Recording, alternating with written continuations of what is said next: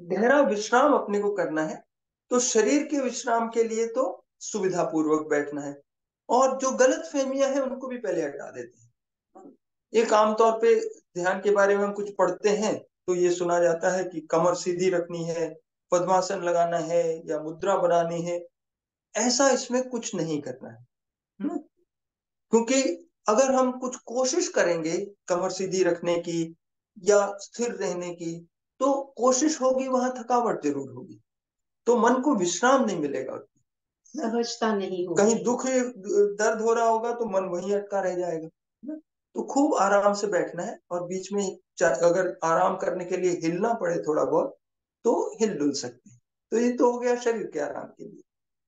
मन के आराम के लिए हम एक ध्वनि का प्रयोग करते हैं, साउंड का प्रयोग करते हैं, ना? जो नॉर्मली हम शब्द बोलते हैं उनके दो पक्ष होते हैं, एक साउंड और एक उसका मीनिंग। तो मीनिंग तो वो चीज है जिसके बारे में मन सोचने लगेगा तो एक्टिव हो जाएगा, तो अपने को तो विश्राम देना है, तो ऐसा साउंड चुनते हैं जिसका मीनिंग महत्वपूर्ण नहीं, ना?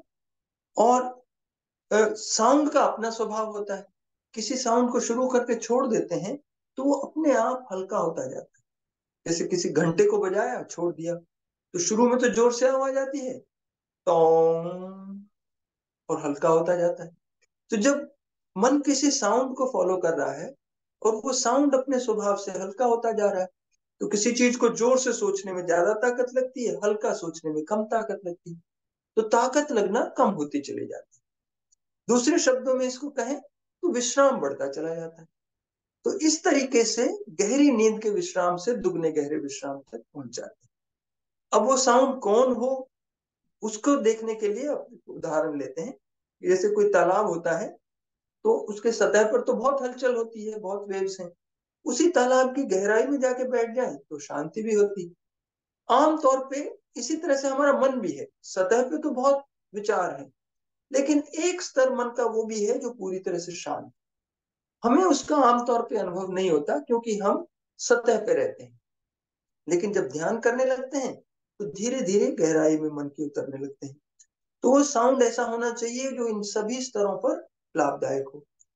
तो वो कौन बता सकता है? जिसने सभी स्तरों का अनुभव किया है। तो अपने ऋषियों ने प्राचीन जमाने से खूब अनुभव करके वो सेलेक्टेड साउंड्स निकाले हैं जिनका सब स्तरों पर फायदा होता है, उन्हीं को मंत्र बोलते हैं।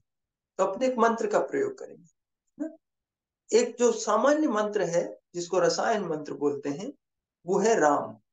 तो राम मंत्र का प्रयोग करेंगे। अब ये मंत्र भी हमने कोई नई चीज नहीं बताई, ये तो सब लोग को मालूम है, ना?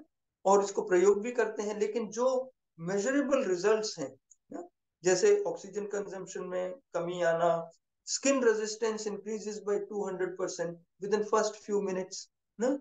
और ब्रेन में जो ईईजी होती है वो अलग अलग हिस्सों से आने वाली ईईजी नॉर्मल अलग अलग होती है, ध्यान करते समय वो सब इकट्ठी हो जाती है, सिंक्रोनस हो जाती है। तो ये प्रभाव आमतौर पे नहीं आते। इसका मतलब ये है कि जो मंत्र है वो तो ठीक है, लेकिन उसकी प्रयोग करने की विधि वो लुप्त हो गई थी, जिसको ठीक से समझना है अपने। तो उसमें हम देखते हैं कि इसमें मंत्र को हल्का होते जाना ये महत्वपूर्ण है, साउंड का सूक्ष्म होते जाना। तो उसके लिए क्या करेंगे कि शुरू में 2-3 बार थोड़ा जोर से बोलेंगे, फिर और धीमा बोलेंगे, फिर और धीमा बोलेंगे, तो एक क्रम बन जाएगा। उस क्रम से अपने को अंदाजा लग जाएगा कि जैसे बोलने में धीमा होता गया, ऐसे ही मन में सोचने में भी धीमा होता जा सकता है। और फिर थोड़ी देर आंख बंद करके ध्यान करेंगे, आंख खुला के फिर अगला इंस्ट्रक्शन देंगे, उस इंस्ट्रक्शन के बेसिस पे फिर ध्यान करेंगे, ऐसे 3-4 टुकड़े में करेंगे। बीच में ही देखो प्रश्न आता है तो मोस्ट लाइकली उसका उत्तर अगले इंस्ट्रक्शन में अपने आप आ जाएगा, और नहीं तो लास्ट में अपने पूछ सकते हैं। तो अब ये इसका इंट्रोडक्शन पूरा हुआ, अब उसको प्रैक्टिकल करने के लिए तैयार हो गए, ना? तो आप देख लीजिए, सुविधा से बैठे हैं, और जब मैं पहले बोलूंगा तो उसके बाद आप बोलना, थोड़ा जोर से बोलेंगे शुरू में, बोलिए राम राम राम। राम राम राम। अब थोड़ा धीमा बोलेंगे, राम राम राम। राम राम राम। और अब ऐसे बोलेंगे जैसे कान में फुसफुसा के बात करते हैं, केवल सांस की आवाज से। और अभी क्या करेंगे कि आवाज एकदम नहीं निकालेंगे, जीभ और होठ हिलाकर बोलने की केवल एक्टिंग करेंगे। हम्म? अब इससे भी धीमा कैसे हो सकता है? उसके लिए क्या करेंगे, जब मैं कहूंगा आंख बंद करने को तो आंख बंद कर लेंगे। अब की बार जीभ भी नहीं हिलाएंगे, होठ भी नहीं हिलाएंगे, केवल मन मन में बोलेंगे। और मन में जब तक बोलते रहेंगे जब तक आंख खोलने को कहा जाए। ठीक है, तो आंखें बंद कर लें।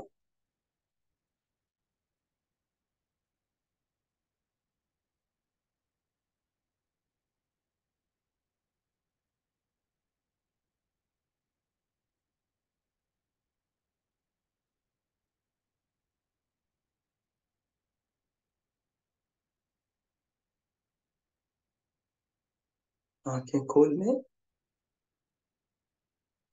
एक बार फिर से ऐसे ही करेंगे, अब की बार थोड़ी ज्यादा देर के लिए करेंगे। फिर से आंखें बंद कर लें।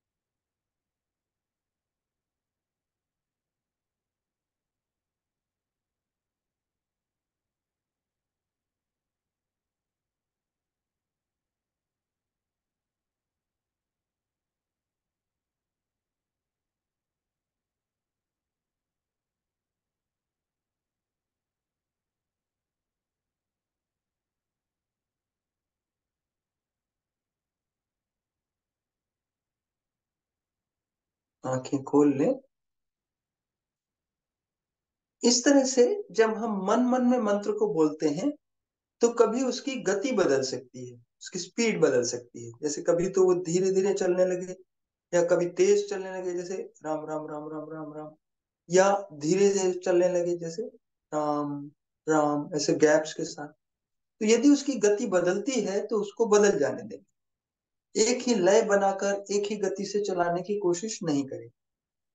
फिर उसका उच्चारण भी बदलने लगे तो उसको भी बदल जाने देंगे।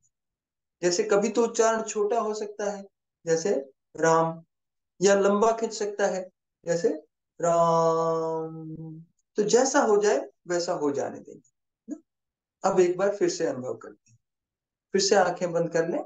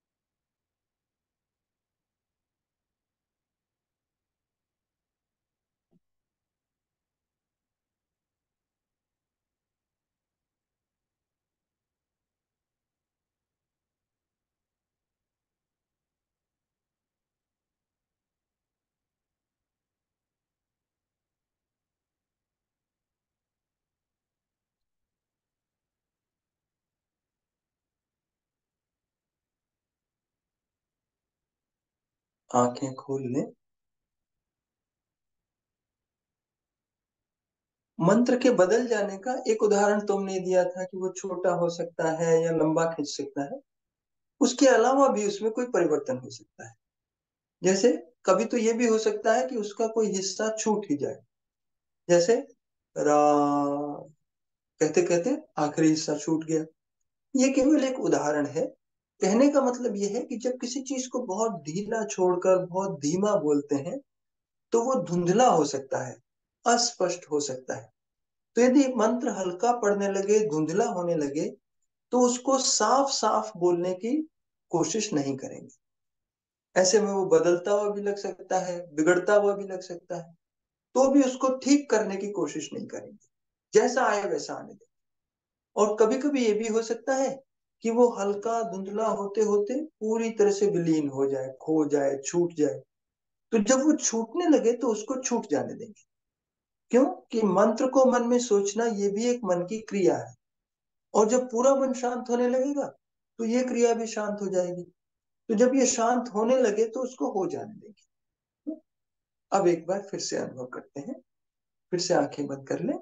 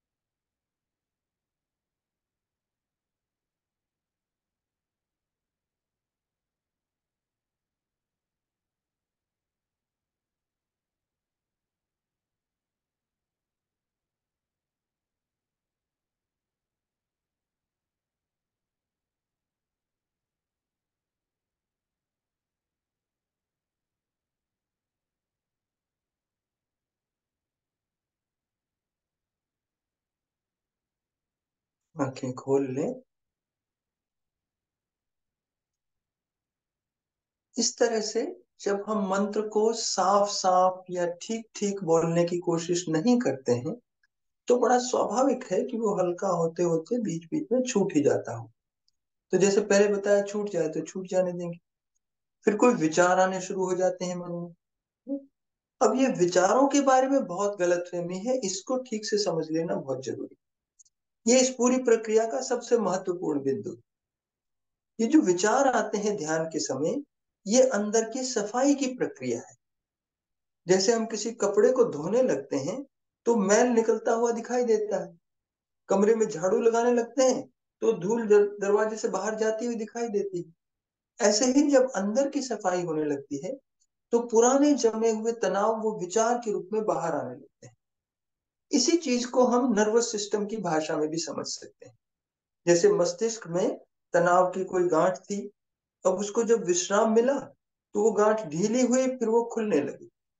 तो जिस समय वो गांठ खुल रही है उस समय उसमें कोई क्रिया हो रही है। बिना क्रिया के तो कोई गांठ खुल नहीं सकती।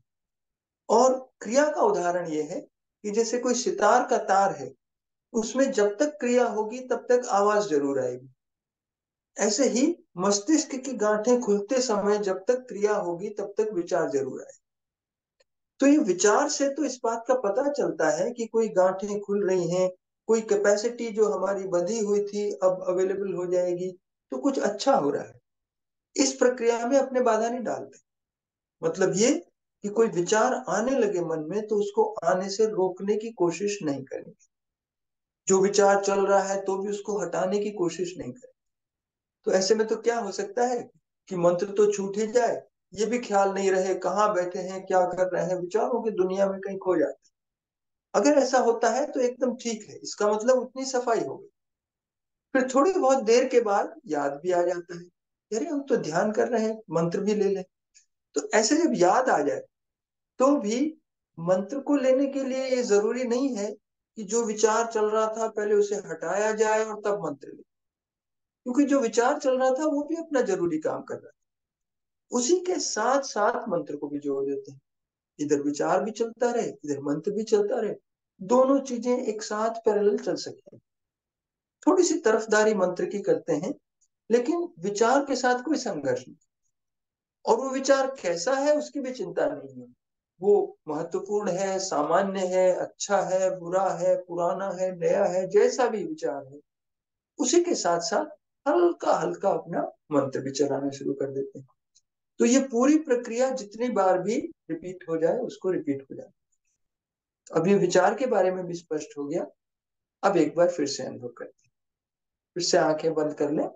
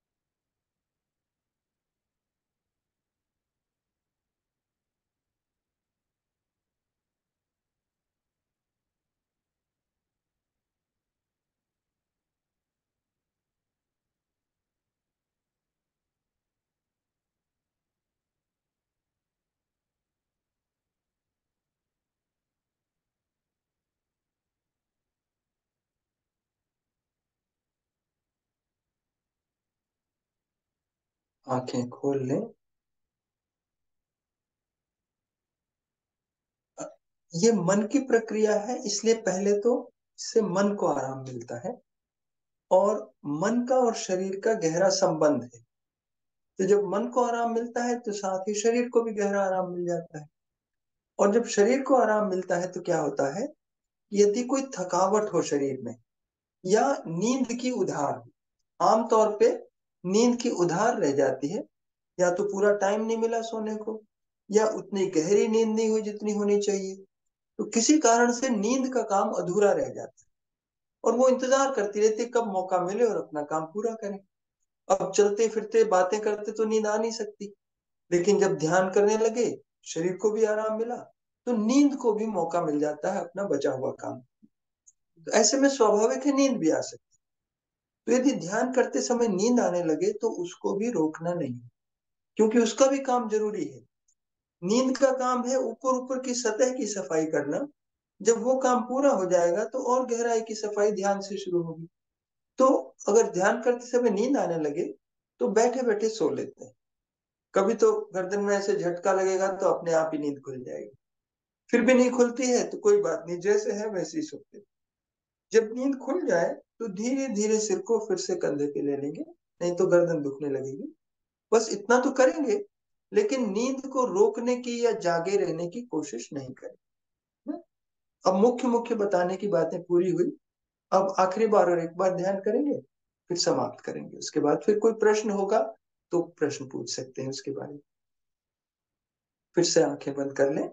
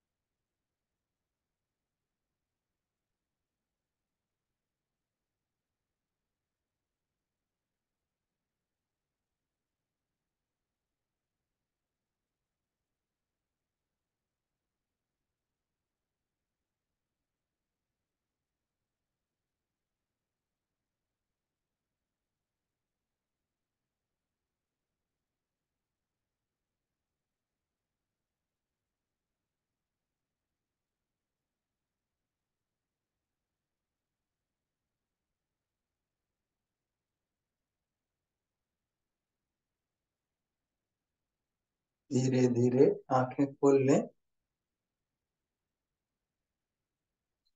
अपने हाथों को थोड़ा ऐसे रगड़ के आंखों पर, चेहरे पर से मल लें।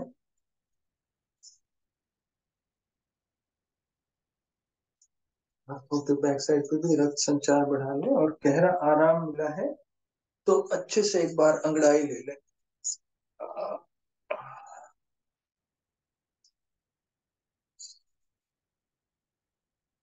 कैसा, आसान लगा कि नहीं अब? इन पे फोकस करेंगे तो हाँ तो जी, तो आप लोगों का फीडबैक दीजिएगा कि कैसे लगा, आपका क्या अनुभव था। 3 प्रश्न है बेसिकली। आसान लगा कि नहीं, शांतिदायक लगा कि नहीं, और करने में अच्छा लगा कि नहीं, मजा आया कि नहीं, है ना? और अगर ये तीनों का उत्तर हाँ है, तो चौथा हम जोड़ देते हैं कि इससे ज्यादा महत्वपूर्ण भी कोई चीज नहीं। आसान है, शांतिदायक है, और मजा आता है करने में, और सारे शास्त्रों का निचोड़ ये है कि सबसे महत्वपूर्ण चीज जीवन में यही है करने की। तो अब इसको नियमित करना जरूरी है। और एक दो बात फीडबैक से पहले और बता देते हैं कि अभी जब हमने किया तो ये टुकड़े टुकड़े में किया था। उसका कारण ये था कि बीच बीच में हमको इंस्ट्रक्शन देना था। लेकिन अब आप अपने आप करेंगे तो ये टुकड़े करने की जरूरत नहीं है। लगातार 20 मिनट कर सकते हैं, और वो 20 मिनट घड़ी देखकर करना जरूरी है। क्योंकि अंदाजा अगर लगाने लगेंगे टाइम का, तो वो भी एक काम हो जाएगा मस्तिष्क के लिए। तो शुरू में घड़ी शुरू कर दी, स्टॉप वॉच शुरू कर दिया, और ध्यान करने लगे। और जब मन में विचार आए कि 20 मिनट हो गए होंगे, तो आंख खोल के देख लेंगे। 20 मिनट नहीं हुए तो फिर से आंख बंद करके शुरू कर देंगे। 2-3 मिनट, 2-3 बार भी अगर आंख खोल के देखना पड़े, कोई दिक्कत नहीं है। थोड़ा ज्यादा हो जाए तो भी कोई दिक्कत नहीं। और दूसरी बात यह है कि इसको भोजन से पहले कर लेना ज्यादा अच्छा है। और भोजन अगर पूरा कर भी लिया है, तो लगभग 2 घंटे के बाद काफी हजम हो चुका होता है, तो उस समय भी कर सकते हैं। हल्का कुछ खाया है तो कम देर के बाद भी कर सकते हैं। इसके अलावा किसी नियम में बंधने की जरूरत नहीं है। कोई टाइम कि सूर्योदय के समय करना है या सूर्यास्त के समय करना है या नहाकर ही करना है, ऐसे कोई नियम जरूरी नहीं है। जब जिसको सुविधा हो, बस आराम से बैठने की जगह हो और टाइम हो अपने पास, तो ध्यान कर सकते हैं। अब कोई प्रश्न हो तो पूछ सकते जी, चैट बॉक्स में कुछ प्रश्न है, तो ये हम देखते हैं। हैं। तो आपके प्रश्न आप चैट बॉक्स में डालें, अगर किसी को कुछ प्रश्न है तो। जैसे आप हाँ तो बोलने के लिए भी अनुमति कर सकते हैं अगर चाहें जी, तो। और अगर आप बोलना चाहते हैं तो प्लीज रेज योर हैंड्स, हाथ ऊंचा कर ले ताकि मैं हम लोग अनम्यूट कर सके आपको। बहुत अच्छा लगा, फाउंड इट इजी, बहुत बढ़िया। ये सर, ये दिन में 1-2 बार कर सकते हैं? हाँ हाँ, इसको 3 बार तो हम भोजन नॉर्मली करते हैं। ब्रेकफास्ट करते हैं, लंच करते हैं, डिनर करते हैं। तो तीन हम्म। बार तो कर ही लेना चाहिए भोजन से पहले। अपने शास्त्रों में भी त्रिकाल संध्या का वर्णन आता है। और हम्म। एक बार अगर टाइम हो, ये तो इतनी अच्छी चीज है कि इसको जितना ज्यादा करेंगे। अगर टाइम है आपके पास तो एक बार सुबह उठते ही कर सकते हैं, और एक बार शाम को सोने से पहले, तो 5 बार भी कर सकते हैं। ओके। जितना भी टाइम इसमें जाएगा, उसके ज्यादा फायदा हो जाएगा। बाकी के बचा टाइम जो होगा वो इतना प्रोडक्टिव हो जाएगा कि वो कम समय में ज्यादा उपलब्धि होगा। इनफैक्ट हम आज दिन भर इसी टॉपिक पर चर्चा कर रहे थे। तो बहुत सी बार because of the external mind conditioning and the education system and the way that we have been bought up, हमारा विचार ऐसा होता है कि हमें बहुत कुछ करने की जरूरत है, और ऐसे लगता है कि हम ही कारणीभूत है, यानी हमारे हम जो हो रहा है हमारे इर्द गिर्द, उसके कारण हम स्वयं हैं। एक थोड़ा अहम रहता है, एक भाव होता है कि मेरे कारण ये हो रहा है। दरअसल ऐसा नहीं होता है, पर ये समझने के लिए भी हमें जैसे ध्यान से अनुभव आता है, समझने में आसानी होती है। और इसलिए हम लोग कहते हैं कि आप हमारी बात ना मानिए, पर आप अनुभव लीजिए, तो अनुभव से बहुत ही आसानी से ये हो जाता है। पर अनुभव लेने के लिए ये करना जरूरी है, और ये करने के लिए, बैठने के लिए भी बुद्धि के स्तर पर ये समझना थोड़ा जरूरी हो जाता है। तो जैसे स्वामी जी कहना चाह रहे हैं कि आपका जो भी कार्य है उसका पोटेंशियल बढ़ जाता है।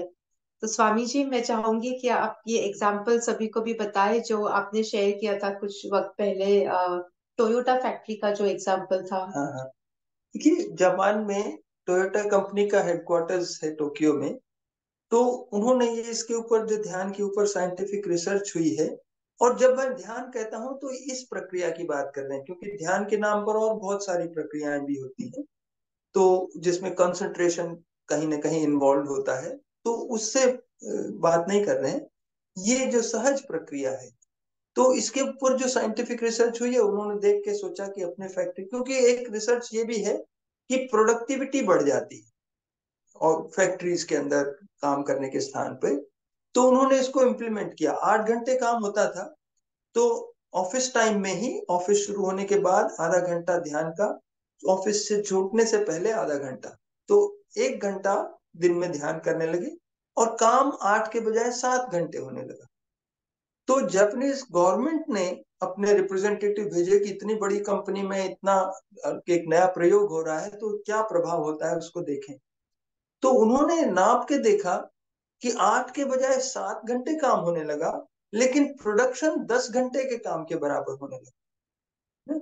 और एक्स्ट्रा फायदा ये हुआ कि जो मेडिकल एक्सपेंसेस जो होते थे कंपनी के, वो बहुत कम हो गए, क्योंकि लोग बीमार पड़ना बंद हो गए। और एब्सेंटिज्म खत्म हो गई, क्योंकि अब लोगों को, पहले तो लगता था कि काम करने जाना पड़ेगा, तो कभी कभी छुट्टी लेने का मन होता था। अब उनको मजा आने लगा उसी काम करने में, तो कोई छुट्टी लेना नहीं, बंद कर दिया ना? तो ये सारी चीजें, ये तो एक कंपनी का उदाहरण है। ऐसे सैकड़ों हजारों कंपनियों में पूरे दुनिया के अंदर प्रमाणित हुआ है कि प्रॉफिट्स बढ़ जाते हैं। ये तो काम की बात ही नहीं है। सबसे इंपॉर्टेंट चीज बिजनेस में क्या होती है कि नया सही टाइम पे सही आइडिया आ जाना, वो सबसे इंपॉर्टेंट होता है। और वो क्रिएटिविटी केवल इस ध्यान से ही बढ़ती है, और किसी चीज से नहीं बढ़ती। अ, बहुत बार अक्सर ऐसे लगता है कि हम ज्यादा करेंगे तो हम ज्यादा पाएंगे। पर दरअसल आज हम दिन भर चर्चा कर रहे थे, और भी कुछ एक्सपर्ट्स हैं साथ में जुड़े हुए, नैसर्गिक खेती तज्ञ हैं, हितेश भाई आप में से कुछ लोग जानते भी हैं, जो हमारे इंडिया के सबसे एक्सपेंसिव नेचुरल फार्मिंग कंसल्टेंट है। तो उनके साथ में हम ये कर रहे थे, और जैसे हम देख रहे थे कि एस्ट्रोलॉजी हो, वास्तुशास्त्र है, आयुर्वेदा है, फार्मिंग है, ध्यान है, भगवत गीता है, सब दरअसल एक ही है। और ये बस हमें बैलेंस में लाना ही सिखाता है, कोई भी चीज हो। और सब में यही चीज है कि सारे चीज सहजता से होनी चाहिए, एफर्टलेसली होनी चाहिए। जैसे अभी आप बता रहे थे कि ये भी जो ध्यान है ये सहज है, एफर्टलेस है, because this is the basic quality of our soul, of us. ये हमारा एक मूल गुण है, और ये मूल गुण होने के कारण हम सभी लोग उसी के तरफ जाना चाहते हैं। जैसे आनंदित रहना हमारे हमारा स्वभाव है, और हम यानी मन नहीं, शरीर नहीं, हम आत्मा है। ये भी आप में से बहुत लोग जानते भी है, हम सत्र में अक्सर ये देखे भी है। तो हमारे आत्मा का गुण ही है आनंदित रहना। तो आप सभी लोग देखिए यही कहेंगे कि मुझे आनंदित होना है, मुझे दुखी होना है, कोई नहीं कहेगा। और ये सहजता से ही होता है, इसमें पॉसिबल है। तो अभी हितेश भाई जो नेचुरल फार्मिंग कंसल्टेंट है बता रहे थे कि वो सबसे एक्सपेंसिव कंसल्टेंट है। वो बता देते हैं सॉल्यूशन ऐसे, और नहीं तो बोलेंगे कि मेरे ये जो चार्जेस है वो ये है। और वो चार्जेस लेके मैं जाता हूँ और मैं कहता हूँ कि कुछ नहीं करना है। और वही जो कुछ नहीं करना है, ये हम लोग ध्यान में जो स्थिति है इसमें समझ पाते हैं कि जब हम कुछ नहीं करते हैं ना, तब सब कुछ हो जाता है। और वो डिवाइन शक्ति से हो जाता है। ये divinity, the entire universe, it will come together to manifest what we want, to manifest our desires. तो ये जादू, ये तो मैंने भी बहुत बार देखा है। मैं अक्सर कहती हूँ, आप में से कुछ लोग ये जानते भी है। तो हम और क्वेश्चंस ले लेते हैं इसमें, कि इसमें ये भी पूछा है कि मंत्र जो है ये हम राम की जगह और कुछ मंत्र ले सकते हैं क्या स्वामी जी? देखिए, मंत्र कई प्रकार के होते हैं। एक तो होते हैं जो व्यक्तिगत मंत्र दिए जाते हैं ना, वो व्यक्ति के साथ कुछ देर चर्चा करके उसके जीवन के बारे में समझ के उसके हिसाब से सेलेक्ट करके मंत्र दिए जाते हैं। जैसे दवाइयां होती हैं, तो जैसी बीमारी है, जो हमको उद्देश्य है, उसके हिसाब से दवाई सेलेक्ट की जाती है। और कुछ रसायन मंत्र होते हैं, उसमें ये राम का एक उदाहरण है ना।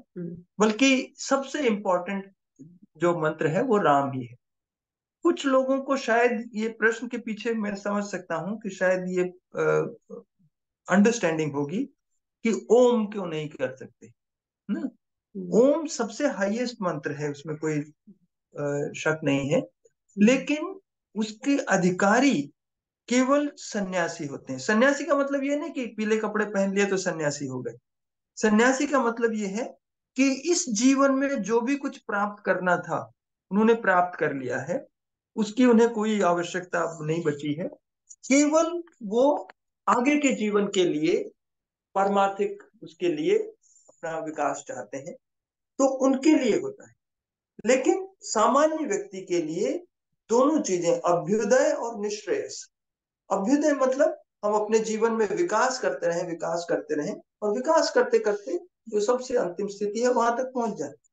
डायरेक्ट जंप लगाने की जरूरत नहीं है। तो जो संन्यास ले चुके हैं, जिनको इस जीवन में अपने आसपास के परिवार से, इन सब चीजों से कोई ज्यादा वास्ता नहीं है, तो उनके लिए फिर ये ओम मंत्र होता है। तो ये शायद इस प्रश्न के पीछे भाव रहा होगा, तो उसका उत्तर। इस पे से एक और प्रश्न भी उत्पन्न होता है कि काफी लोगों को ये लगता है कि परिवार में रहने के बाद में हम आध्यात्मिकता से नहीं जुड़ सकते हैं। मे बी हम पारिवारिक जो जिम्मेदारियां है ये पूरा करने के बाद फिर हम लोग आध्यात्मिकता से जुड़ेंगे। तो इस पे रोशनी इस डालिए। तरह की सारी चीजें इतनी भ्रांति है कि जो सही चीज है ठीक उसका विपरीत समाज में हो गया है, और उसी कारण से समाज में कितनी गिरावट आ गई। क्योंकि जो चीज हमको शक्तिशाली और मानसिक और शारीरिक रूप से शक्तिशाली बनाने वाली थी, वही चीज गलत प्रयोग करने से हमको कमजोर करने लग गई। अपना भारत का इतिहास बदल गया। इसी कारण से हम दोष तो दे देते हैं कि विदेशी लोग आ गए, लेकिन हम जब मजबूत होते तो कोई कुछ नहीं कर सकता था। तो उसका कारण ये हुआ कि ये जो ध्यान की प्रक्रिया है, ये सही नहीं होने के कारण, सही वो भी किसी का कसूर नहीं है, वो भ्रांति इसलिए हुई कि एकाग्रता जो है वो ध्यान का परिणाम है, ना कि उसकी प्रक्रिया। कि ध्यान करने के बाद जो काम करेंगे उसमें मन एकाग्र हो जाएगा, और एकाग्रता की जरूरत भी वहीं पर है। लेकिन ध्यान करते समय एकाग्र करने की कोशिश नहीं करते, क्योंकि अगर एकाग्र करेंगे तो कोशिश किए बिना हो नहीं सकता, और जहां कहीं कोशिश होगी वहां थकावट जरूर। तो जब थके हुए मन से कोई काम करेंगे तो इतना अच्छा नहीं हो। तो क्या हुआ कि जो लोग इस गलतफहमी के कारण कंसंट्रेशन के माध्यम से ध्यान करने लगे, तो उनका मन थकने लगा, तो काम काज में उतने सफल नहीं हुए। तो उन्होंने सोचा कि ये करना है तो फिर सारी इच्छाएं छोड़नी पड़ेंगी, सांसारिक त्याग करना पड़ेगा। तो ये इसलिए ये भ्रांति पैदा हुई। वास्तव में अपने पुराने जमाने का उदाहरण देखें, रामायण के जमाने का, तो खूब वैभव था, बड़ी बड़ी घर थे, अट्टालिकाएं थी ना, और तो और आध्यात्मिक उन्नति भी पूरी थी। तो वास्तव में ये दोनों चीजें एक दूसरे के लिए जरूरी है। जैसे पेड़ बढ़ता है तो उसकी जड़ गहराई में जाती है और पौधा ऊपर की तरफ बढ़ता चला जाता है। ऐसा नहीं हो सकता कि जड़ गहराई में न जाए पौधा ऊंचा हो जाए, और उल्टा भी नहीं हो सकता कि बिना पौधा ऊंचा जाए जड़ गहरी हो। तो जड़ का गहरा जाना ये आध्यात्मिक विकास है ना, और पौधे का ऊंचा जाना ये सांसारिक विकास है। तो संसार में हमारा हमारा विकास हो, हमारे परिवार का विकास हो, हमारे गांव का, शहर का, देश का, दुनिया का, इस तरह से हमारा प्रभाव क्षेत्र बढ़ता चला जाता है। तो ये भ्रांति कि जब छुट्टी होगी, जब फुर्सत होगी तब करेंगे, ठीक इसका विपरीत यह है कि जब सबसे ज्यादा काम की जरूरत हो, सबसे ज्यादा टाइम की कमी हो, उस समय ध्यान करना सबसे जरूरी है, क्योंकि हमें कम टाइम में ज्यादा उत्पादन चाहिए।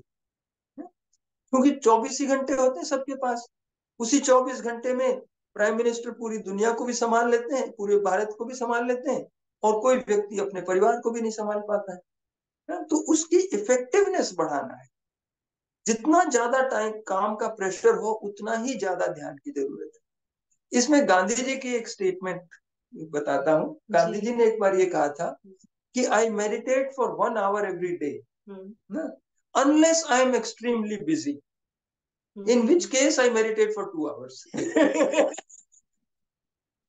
तो ये करने की जरूरत है। अमेजिंग।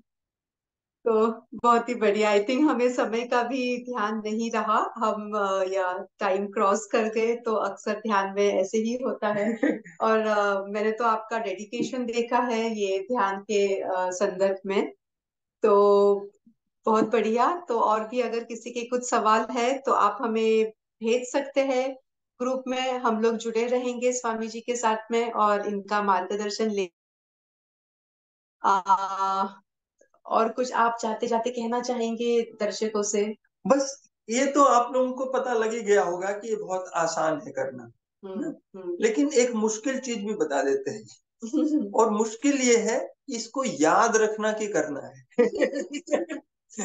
उसका कुछ इंतजाम आपको करना पड़ेगा। और एक तरीका ये है कि भोजन तब तक नहीं करना जब तक ध्यान नहीं किया। जी। तो ये एक तरीका है। और फिर एक दूसरे को परिवार में बता के रखें। महिलाएं खास तौर पे ये बता सकती हैं कि भाई तुमको खाना मिलेगा नहीं जब तक ध्यान नहीं करोगे, उनके हाथ में वो कंट्रोल है। तो इस तरह से कुछ किया जा सकता है। एक सवाल मैं भी पूछना चाहूंगी कि आपने दो बार जब बोला कि आंखें खोलो, 3 बार, लास्ट 3 टाइम्स आंखें मेरे नहीं खुल रहे थे। हाँ। तो मैंने सोचा कि ठीक है, सहजता में होना है तो, क्योंकि आपको तो इंस्ट्रक्शन पहले मिल चुके हैं, इसलिए तो जरूरी भी नहीं था। तो इसलिए, लेकिन जिनको पहली बार करना है तो उनको एक बार, क्योंकि आंख बंद किए किए जब खूब शांत स्थिति होती है तो उसमें कोई बाहर से बोलने लगता है तो वो अच्छा नहीं लगता। इसलिए इंस्ट्रक्शन आप खुला के देते हैं, लेकिन जो पहले कर चुके हैं ध्यान, उनको खोलने की जरूरत। और एक और है कि नॉर्मली एक मंत्र मैं नॉर्मली बोलते रहती हूँ कुछ भी रसोई बनाते या ऐसे, तो अभी भी वो राम के बजाय वो मंत्र आ जा रहा था। उसमें कोई दिक्कत नहीं। तो जैसे हम किसी भी विचार को रोकने के लिए नहीं कहते, तो इसको भी सहजता में वो भी हो जाना चाहिए। उसी के साथ साथ राम को भी शुरू कर देते हैं, दोनों साथ जो जैसे आए वैसे आने देना उसको है, थोड़ा सा सहजता में रहना है, सहजता में रहना। तो मुझे लगता है कि ये ध्यान हमारे जीवन जीने का एक सिद्धांत है कि सहजता में रहना चाहिए, सिर्फ ध्यान के लिए नहीं पर पूरे जीवन में। हाँ, अपने आप ये सहजता आने लगेगी ध्यान से शुरू करके, बाकी काम जब अपने आप सफल होने लगेंगे। इसको अपने यहाँ नेचर सपोर्ट काफी मेडिटेटर्स लोग बोलते हैं कि जो हम चाहते हैं वो अपने आप होने लग जाता है। बिल्कुल। तो फिर स्वाभाविक रूप से सहजता आ जाती है। तो स्वामी जी, आपने तो ध्यान सिखाते सिखाते जीवन जीने की कला सिखा दी। ये जीवन का आधार ही है, तो आधार ठीक हो गया तो पूरा जीवन अपने आप ठीक हो जाए। जी बिल्कुल। और अपने को तो आनंद आता है, अपने को कोई अच्छा अनुभव हुआ, जैसे कोई अच्छा सा सनसेट किसी ने देखा तो थोड़ी देर तो उसको मजा आता है, फिर उसकी इच्छा होती है अरे देखो कितना सुंदर है। तो जब तक दूसरों को नहीं बताएंगे तब तक उतना मजा, तो इसलिए अपना तो बताने में, जितने भी लोग ध्यान सीखना चाहें उनको सिखाने की इच्छा आनंद बढ़ता है। आनंद बढ़ता है। जी। तो स्वामी जी, कल सुबह भी क्या आप ध्यान ले पाएंगे सभी के लिए? ध्यान कक्ष में जुड़े हुए हैं लोग, 5:30 बजे हम लोग ध्यान लेते हैं, जैसे आज भी हमने लिया बच्चों के लिए। हाँ, वैसे प्रैक्टिस का वो तो तरीका तो समझ में आ ही गया है जी। अब तो खुद करने की जरूरत है केवल जी ना। तो उसके लिए तो अगर कोई इंस्ट्रक्टर हो तो उसको केवल इतना बता देना है कि अब ध्यान, आंखें बंद कर ले और फिर 20 मिनट हो जाए तो आप आंखें खोल ले, बस इसे बताने की जरूरत है। ओके ओके, बिल्कुल। तो एक फॉर्मूला जो आपने दिया, एक एंडिंग में जाते जाते ये रिपीट कर दे कि स्वामी जी बस एक ही चीज बताए है जो थोड़ा कठिन है। 3 steps. So step 1, practice. Step 2, practice. Step 3, practice. Remember to practice. That's it. Okay जी। नमस्ते। नमस्ते। जी बहुत आनंद हुआ सबसे मिलकर इस प्रकार से, जी और आशा है आप इसको नियमित करते रहेंगे और अपने जीवन में आनंद का अनुभव करें। जी जी जी। बहुत बहुत शुक्रिया। एंड प्रणाम, कोटि कोटि प्रणाम आपको स्वामी जी। आप लोगों को भी धन्यवाद, जी सब लोगों के लिए आपने जोड़ने का काम किया। जी, शुक्रिया जी। नमस्कार। नमस्ते, शुभ रात्रि।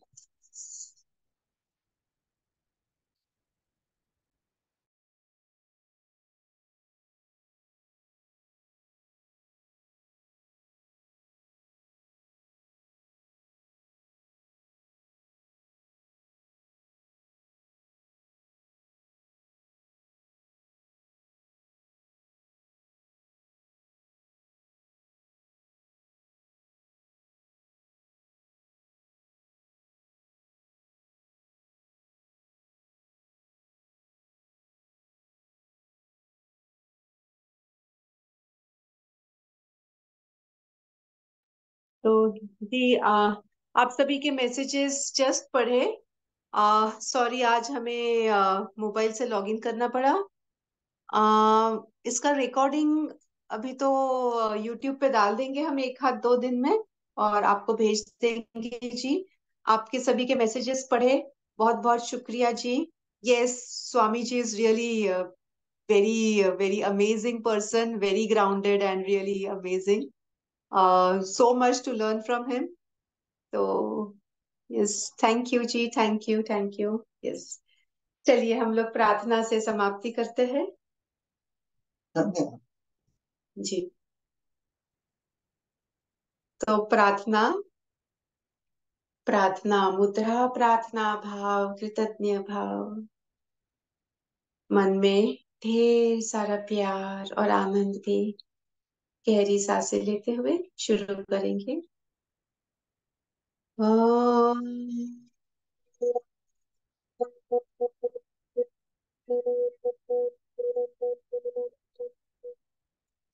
सर्वे भवन्तु सुखिनः, सर्वे सन्तु निरामयाः, सर्वे भद्राणि पश्यन्तु, मा कश्चित् दुःखभाग् भवेत्।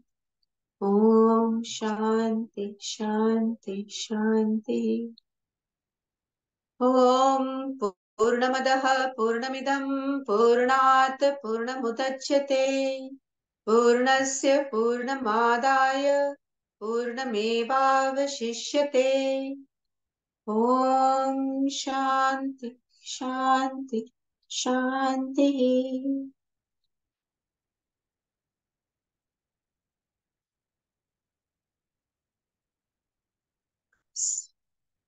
बहुत ही बढ़िया, मुझे अभी इतना शांतता महसूस हो रही है।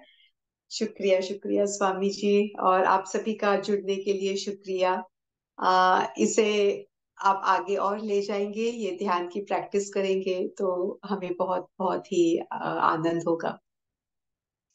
शुभ रात्रि, शुक्रिया। शुभ रात्रि।